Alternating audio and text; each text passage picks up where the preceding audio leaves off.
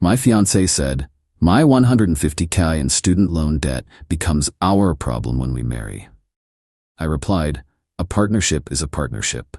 Then I hired a forensic accountant who found she'd spent $50 on spring break and designer bags, not tuition. I forwarded the report to her parents, who co-signs on loans, and then I, 29 male, had my whole life planned out with Bianca, 27F. We'd been together 3 years, engaged for 6 months, wedding set for next spring. Then last week, she dropped the bomb about her student loans during what I thought was going to be a casual dinner conversation about merging finances. So when we combine everything after the wedding, we'll tackle my loans together, she said, cutting into her salmon. Your loans? I knew she had some debt from her master's degree, but she'd always been vague about it. Yeah, the $150K. It's a lot, but that's what partnerships are about, right? Sharing burdens? I nearly choked on my water. $150,000? Don't be dramatic, Trevor. Lots of people have student debt. Bianca, you told me you had some loans to pay off. This is a mortgage worth of debt. She rolled her eyes. It's from getting my MBA. You know how expensive good schools are. Here's the thing. Bianca went to a decent state school for her MBA. Good program, but not Ivy League prices. I knew because my cousin went to the same program 2 years before her. His total? About $45. How is your state school MBA 3 times what it should cost? There were living expenses, books, life stuff. Life stuff. Trevor, once we're married, this becomes our debt anyway. Why are you interrogating me? The way she said our debt with such certainty, like she'd already decided my financial future without consulting me, something felt off. You're right, I said calmly. Partnership is partnership. Full transparency, right? Exactly, she smiled, relieved. Great, then you won't mind if we go through the loan documents together? Just so I understand what we're dealing with? Her face changed. That's invasive. You should trust me. I do trust you. But I also believe in understanding major financial commitments. Can you show me the loan breakdowns? They're complicated. Multiple loans, different servicers. Perfect, we'll sort through them together this weekend. She agreed, but something in her eyes told me she wasn't happy about it. That night, I couldn't sleep. Started doing basic math. State school MBA program, $45K. Even with living expenses, books, maybe $70 max if you were living large. Where did the other $80K go? Saturday came. Oh, I can't find all the paperwork, she said. Must be at my parents' house. No problem, let's drive over and get them. They're out of town. Bianca, your mom literally posted a photo from their kitchen an hour ago. She exploded. Called me controlling, said I was treating her like a criminal, that if I loved her I'd just accept this. Then she said something that made my decision for me. You make good money, Trevor. You can afford to pay these off in like 5 years. Stop being so selfish. I made $85 a year. Good money. Yeah, but not pay off someone else's mysterious 6-figure debt while also trying to live. Money. You're right, I said. A partnership means sharing everything. Full transparency. I'll hire someone to help us organize all your loan documentation so we can make a payment plan. She looked relieved. She shouldn't have. Monday morning, I hired a forensic accountant. Told Bianca it was a financial advisor to help us plan for marriage. She bought it. What he found was insane. Update 1. Got the forensic accountant's preliminary findings yesterday. I'm sitting here staring at this report, feeling like I never knew the person I was going to marry. Here's the breakdown. Actual tuition and fees. $48,000. Legitimate living expenses, rent, food, transport, $22,000. The other $80,000? Buckle up. Spring break trips, not 1, not 2, but 5 luxury spring break trips. Cabo junior year, $8,000. Dubai senior year, $12,000. Bali first year grad school, $9,000. Greece second year, $10,000. Tulum 6 months ago while we were engaged, $7,000. Designer goods, bags, shoes, jewelry, $25,000 over 4 years. Many items I've never even seen her wear. Random spending, bottle service at clubs, $5,000. Expensive dinners, $4,000. The kicker?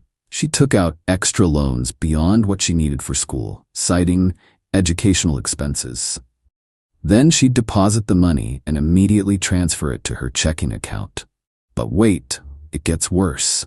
Her parents, Roberto and Diane, co-signed every single loan. They think they're on the hook for education expenses. They have no idea they co-signed for their daughter's designer bag addiction. The accountant also found something interesting. 3 of the loans were taken out after she started dating me. After she knew I had a steady job and was husband material, her friend's words in a text he found on her public Venmo transactions. I sat on this information for 2 days, trying to process it. Then, Bianca forced my hand. Yesterday she comes home with wedding venue brochures. I put a deposit down on the Riverside Country Club. Isn't it perfect? How much was the deposit? Just $5,000. Daddy gave it to me as an early wedding gift. Her father, who co-signed $150,000 in loans, thinking he was investing in his daughter's education, just gave her another $5. Bianca, we need to talk about your loans. Not this again. I told you, we'll handle it after the wedding. Actually, we won't. I pulled out the forensic report, set it on the table. Her face went white as she flipped through it. You hired someone to investigate me. I hired someone to understand what I was signing up for. And now I know. This is a violation of trust. How dare you? How dare I? You lied about $80,000 in party and shopping debt, called it education, and expected me to pay it off. It is education. Those trips were networking opportunities. The bags are for professional appearance. Networking in Tulum? Professional Hermes bags that cost $15,000? She switched tactics, started crying. I was young and stupid, okay? But we can work through this. Couples overcome bigger problems. You're right. Some couples do. But those couples don't lie about it and then try to manipulate their partner into paying for their mistakes. So what, you're calling off the wedding over money? How shallow can you be? I'm calling off the wedding over lies and manipulation. She grabbed the report. This is private information. You had no right. I'll sue you. Sue me? With what money? And that report contains only publicly available information and documents you provided to the financial advisor. She stormed out, went to her friend Jade's house. This morning, I did something that might have been petty, but honestly, her parents deserve to know. I made copies of the report, highlighted the relevant sections. Spring break trips in yellow, designer goods in pink, the actual tuition costs in green. Then I drove to Roberto and Diane's house. Update 2. Roberto answered the door. Trevor, what a surprise. Bianca's not here. I know. I actually came to talk to you and Diane. It's about the wedding and the loans. They invited me in. Diane made coffee. They were so warm, so welcoming. They loved me like a son. This was gonna hurt. What's this about loans? Roberto asked. I pulled out the report. You co-signed Bianca's student loans, right? Of course. $150,000 for her MBA. It's a lot, but education is important. Did you know only $48,000 went to actual tuition? Dead silence. I showed them everything. Every receipt, every transaction. The spring break trips they thought were study abroad programs. The designer bags she told them were gifts from friends. Diane started crying. Roberto's hands were shaking.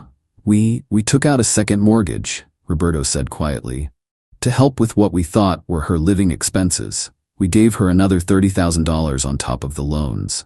She told us she was living in a small studio, eating ramen, Diane whispered. We felt so bad for her struggling. I showed them her apartment receipts. Luxury building, $2,500 a month. Roberto stood up, paced around. We're on the hook for $150,000. Our retirement? We delayed retirement for this. I'm sorry? I thought you should know. No, thank you. We needed to know. Roberto's voice was steel now. Excuse me, I need to make a call. He called Bianca right there, on speaker. Hi, Daddy. Bianca, Trevor is here with some interesting documentation about your student loans. Silence. $46,000 on vacations, $46,000? Daddy, I can explain. Explain? Explain how you lied to us? How you used education as an excuse to fund your lifestyle? It wasn't like that. Trevor's twisting everything. Diane grabbed the phone. We saw the receipts, Bianca. Every single one. Those were investments in myself. Investments. Roberto was turning red. We mortgaged our house. Your mother went back to work at 65. You're being dramatic. Get home, now. I'm at Jade's. I'll come by tomorrow. Now, Bianca, or I'm calling the loan companies and reporting fraud. You wouldn't try me. She hung up. Roberto looked at me. Thank you for telling us. This changes everything. I left them the report and went home. Found 73 missed calls from Bianca. Didn't answer any of them. Then the texts started rolling in from her friends. Jade, you're ruining her life over money? Gross. She deserves better than someone who judges her past. Kelsey, Bianca told us everything. You're financially abusing her. That last one made me laugh out loud. I'm financially abusing her by not paying her party debt? But then came the real kicker, a text from Bianca. If you don't fix this with my parents, I'm telling everyone you hit me. Screenshot. Saved. Backed up to 3 clouds. That would be interesting, considering I have security footage from my apartment showing I haven't been home in 48 hours. It was before that. The footage goes back 30 days. Try again. Then she tried another angle. I'll tell your boss about your drinking problem. What drinking problem? The one I'll create evidence for. Screenshot. Saved. This girl was really showing her true colors now. Update 3. It's been a week since everything exploded. Bianca went from threats to love bombing to more threats. Her parents cut her off completely. They're making her move back home and get a second job to start paying the loans. But she wasn't done being entitled. Oh no. Tuesday, she shows up at my apartment with 3 suitcases. I'm moving back in. No, you're not. I have tenant rights. I've been living here. You're not on the lease. You have no mail here. You're listed at your parents' address on your license. I'll call the cops. Please do. She did. Officers showed up, looked at the lease, only my name, checked her ID, parents' address, asked if she had any mail or bills here. No. Ma'am, you don't live here. But I'm his fiancée. Ex-fiancée, I corrected. The officers told her to leave or be arrested for trespassing. She left, screaming about lawsuits. Wednesday, she tried a new approach, posted on social media that I was financially controlling and abusive. Tagged my workplace. My boss called me in Thursday morning, showed me the posts. Trevor, what's going on? I showed him the forensic report, the text where she threatened to make false accusations, everything. Jesus, you need a restraining order. Already filing for one. Take a few days off, document everything. We'll handle any calls that come in. My company's HR department actually sent Bianca a cease and desist letter about the false allegations and harassment. Love my workplace, but Friday was when Roberto and Diane dropped their own bomb. They invited me over for dinner, said they had something to show me. Turns out, they'd hired their own forensic accountant. What he found was even worse than what mine did. Bianca had opened credit cards in her parents' names, 4 cards, $30,000 in debt. We're pressing charges, Roberto said calmly, for identity theft and fraud. She's your daughter. She was our daughter. Our daughter wouldn't do this to us. They also found out she'd sold jewelry Diane's mother had left for her, told her parents it was stolen. Another $20,000. We're suing her for the $30,000 plus the jewelry. Our lawyer says we have a strong case. But here's the real nuclear part. Roberto owns a successful construction business. Bianca was supposed to inherit it. Was supposed to. I'm changing my will. Everything goes to my nephew now. She gets nothing. Roberto, maybe when emotions calm down. Trevor, she stole our retirement. She mortgaged our future on a lie. My wife is working at 65 because our daughter wanted designer bags. There's no coming back from this. They asked if I'd testify if needed. I agreed. Sunday, yesterday, Bianca sent one last desperate text. Trevor, please, I'll do anything. I'll sign a prenup. I'll get therapy. I'll pay back everything. Just don't leave me. I love you. You love my earning potential. There's a difference. That's not true. We have 3 years together. 3 years of you lying about your debt while planning to make it my problem. Everyone makes mistakes. Mistakes. You committed fraud. Against your parents. Against me. That's not a mistake. That's a pattern. You're gonna regret this. No one will ever love you like I do. I really hope that's true. Blocked her on everything after that. Final update. Been a while, but figured I'd give a final update since people keep DMing me. The legal stuff. Roberto and Diane won their fraud case. Bianca has to pay back the $30,000 in credit card debt plus damages. She's been criminally charged with identity theft, likely getting probation and community service, but it's on her record now. She tried to sue me for emotional distress and breach of promise. It was thrown out immediately. I got a restraining order after she showed up at my work twice and my gym 4 times. The financial stuff. Her parents are no longer co-signers on her loans. They managed to get released after proving fraud. Bianca now owes $150,000 solely in her name. She had to sell her car, her designer goods for pennies on the dollar and move back with her parents. She's working 2 jobs, day shift at a marketing firm and nights at a restaurant. The social stuff. Most of her friend group dropped her when the truth came out. Jade stuck around for a month then ghosted when Bianca asked to borrow $5,000. She's apparently dating some new guy. His friends reached out to me on social media. I sent them the forensic report and court documents. They thanked me. Her parents are in therapy. They're doing better, but still heartbroken.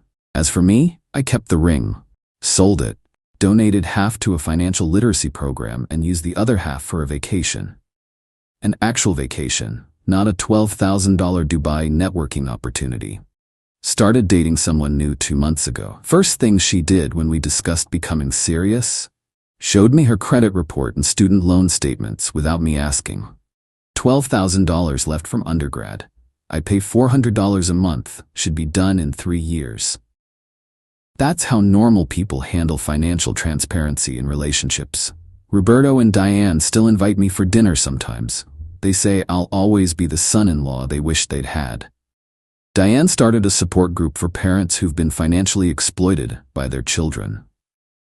Apparently, it's more common than you'd think. Bianca tried reaching out once more last week through a mutual acquaintance. Said she's grown as a person and understands her mistakes now. The mutual acquaintance then mentioned Bianca asked if I could loan her $10,000 to help with her loans since it's partly my fault she's in this situation. For exposing her mistakes instead of supporting her growth. Some people never change. But the best part? The country club where she put the deposit? They refused to refund it since she canceled outside the window. That $5,000 her dad gave her for our wedding? Gone. She tried to dispute it with her credit card. Problem was, she'd used one of the fraudulent cards in her parents' name. When they investigated, it added another charge to her case. You literally can't make this stuff up. To anyone dealing with financial deception in relationships, trust but verify. Always verify. Love shouldn't make you blind to red flags, especially when those red flags cost $150,000. Thanks for following this wild ride. I'm gonna go live my debt-free life now.